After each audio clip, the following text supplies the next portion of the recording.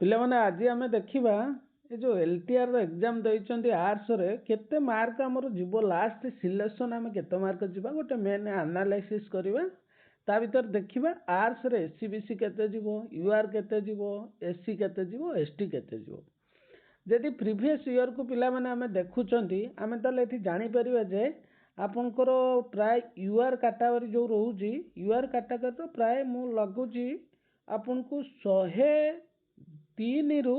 ଆପଣ ଧରିକି ଚାଲନ୍ତୁ 105 ଯଦି ଅଛି ଆପଣଙ୍କର 103 ରୁ 105 ଭିତରେ ଯଦି ଅଛି ଆପଣ ତାହେଲେ UR ରେ ସିଲେକ୍ସନ୍ ହେଇପାରିବେ ହେଲା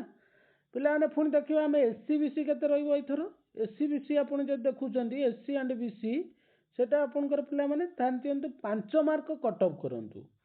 ଆପଣ ପ୍ରାୟ 98 ଧରିକି ଚାଲନ୍ତୁ 98 ରୁ 92 ମଧ୍ୟରେ ଆପଣଙ୍କର ଯଦି ରହିଛି ତାହେଲେ ଆପଣ ଯାଇପାରିବେ SC BC ରେ ହେଲା ପିଲାମାନେ ଆମେ ଦେଖିବା ତାପରେ SC ର କାଟାଗୋରୀରେ କେତେ ଯିବ ସିଲେକ୍ସନ୍ SC କାଟାଗୋରୀ ଯଦି ଦେଖୁଛନ୍ତି ପିଲାମାନେ ଆପଣ ଲାଷ୍ଟ 83 ରୁ ତାର 85 କିମ୍ବା 83 ରୁ 86 ମଧ୍ୟରେ ଲାଷ୍ଟ ସିଲେକ୍ସନ୍ ଯିବ ବୋଲିକି ଆମକୁ ଲାଗୁଛି ଆକଳନ କରାହଉଛି ଆଉ ଗୋଟିଏ କାଟାଗୋରୀ ରହିଲା ପିଲାମାନେ କ'ଣ ST କାଟାଗୋରୀରେ କେତେ କଟ୍ ଅଫ୍ ଯିବ ST କାଟାଗୋରୀରେ ଆପଣ ଯଦି 36 ମାର୍କ ରଖୁଛନ୍ତି ତାହେଲେ ସିଲେକ୍ସନ୍ ହେବେ କିଛି ଏଥିରେ ଅସୁବିଧା